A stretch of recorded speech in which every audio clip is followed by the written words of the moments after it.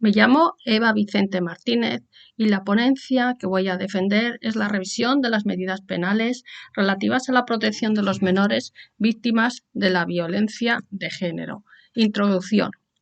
La violencia de género es una manifestación inhumana de la desigualdad existente entre hombres y mujeres, y ya la Ley Orgánica 1/2004 de 28 de diciembre manifestó que era un problema estructural y social, y que porque los delitos cometidos contra una mujer por el mero hecho de serlo constituye desde luego un reflejo de la desigualdad en las relaciones entre los hombres y las mujeres. Este concepto de la consideración de la violencia de género conllevó a abordar el problema de una forma integral, con importantes reformas legislativas para conseguir la protección de la mujer. Ahora bien, la experiencia práctica de los juzgados y tribunales indica que la violencia que se ejerce sobre las mujeres no empieza y termina en la esposa, en la exesposa, en la expareja, en la pareja, sino que trasciende a los hijos e hijas menores que viven en el entorno familiar. Y estos niños bien terminan siendo testigos directos de esta violencia, porque a veces se ejerce contra ellos o se ejerce sobre su madre.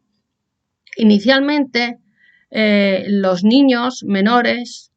y las niñas estaban consideradas víctimas indirectas, pero hay que reconocer que siempre son directas, porque siempre les afecta,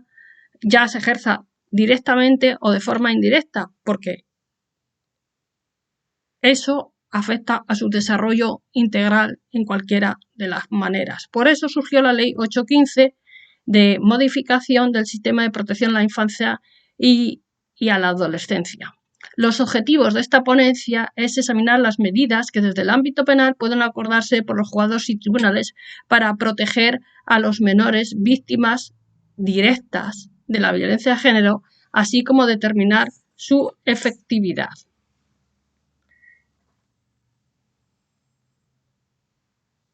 La metodología es un estudio realizado a través de código de leyes, de bibliografía y de jurisprudencia. Discusión. A partir de la Ley Orgánica 1/2004, ha sido preciso revisar en qué posición se encuentran los hijos y las hijas que sufran la violencia machista. Así bien, cuando provoca el progenitor esta violencia o directamente sobre la madre o sobre los menores. Está claro que este menor siempre va a sufrir unas alteraciones, ya sufra la violencia de forma directa o indirecta. Por eso consideremos que es en todo caso directa, porque afecta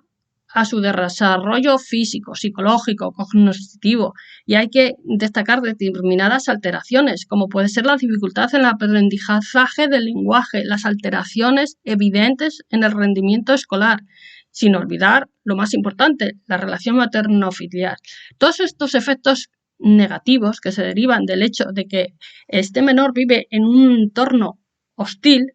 determinan una gran gravedad, que a veces es difícil cuantificar porque no se conoce exactamente cuántos menores están sufriendo esta violencia. Asimismo, hay que centrarnos en que todos estos menores deben ser ampliados como concepto, es decir, tanto los que sufren una violencia que digamos directa como indirecta, hay que considerarlos como que directamente sufren esta violencia por las alteraciones que se producen en su desarrollo. Y si bien la ley de 28 de diciembre de 2004 supuso externalizar, digamos, hacia la sociedad el conocimiento de lo que se estaba produciendo en el ámbito interno del domicilio, de tal forma que se hizo visible este problema que antes pertenecía a un círculo íntimo de las personas, ello supuso adoptar una serie de medidas integrales para proteger a la mujer. Ahora bien, hay que pensar que si estas medidas también se pueden aplicar a los hijos e hijas menores que están sufriendo esta violencia. Y en cuanto a estas medidas de carácter penal que pueden adoptarse, destacamos como importantes es la prohibición de aproximación y de comunicación, no solo con la mujer, sino también con los menores respecto del investigado. Asimismo, estas medidas podrán adoptarse cuando también se adopte la medida cautelar de prisión, porque se ha demostrado que las visitas vis a vis, los padres violentos pueden ejercer un control sobre las mujeres y los menores que van a visitarlos. Además de estas medidas, es importante también inhabilitar o suspender el régimen de visitas o bien la patria potestad. Se trata, en definitiva, de una medida esencial, porque un padre violento con la esposa no puede ser menos violento con los menores, de tal manera que se establezca una habilitación que, si bien es una medida de tipo provisional mientras dura la condena,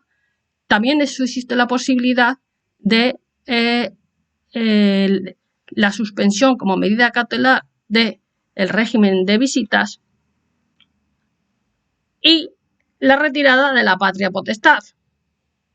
como medida definitiva, cuando se demuestra que el investigado es una persona violenta con los menores. Asimismo, en cuanto a los resultados a destacar, es que se regulan aspectos de la protección de una forma integral respecto de la Ley 2004. Pero a partir de 2016 se revisa esta Ley 1/2004 mediante el Pacto de Estado en materia de violencia de género, suscrito en 2017 por los grupos parlamentarios, comunidades autónomas, las entidades locales, porque se considera que la protección no solo y exclusivamente debe estar dirigida a la mujer, sino también y esencialmente a los hijos e hijas de las mujeres. Se establecen medidas para mejorar las prestaciones de los menores, como son los casos de orfandad, o revisar las medidas relativas a la custodia de los mismos.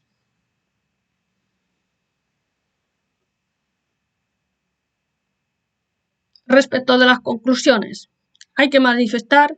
que la Ley Orgánica 1/2004 tuvo presente a los menores. Lo cierto es que no se produce su reconocimiento como víctimas directas de la violencia de género y se mantiene la diferencia entre víctimas directas e indirectas, desvalorando en cierto modo la gravedad y la variedad de los efectos que se despliegan cuando estos presencian de forma directa la violencia de sus madres. Con el Pacto de Estado en materia de violencia de género, los poderes públicos se comprometen a implementar y perfeccionar las medidas para amparar y perfeccionar la violencia sobre las mujeres por el mero hecho de serlo. Además, el Pacto de Estado contempla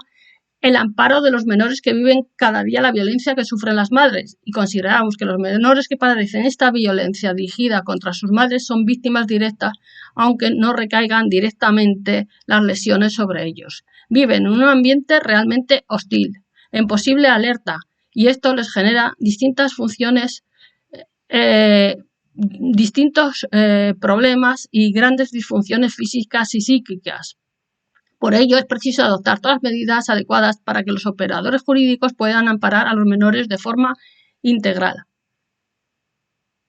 Pero estas medidas hay que reconocer del Pacto de Estado que no empezaron a desarrollarse hasta la publicación del Real Decreto Ley 3 de agosto de 2018.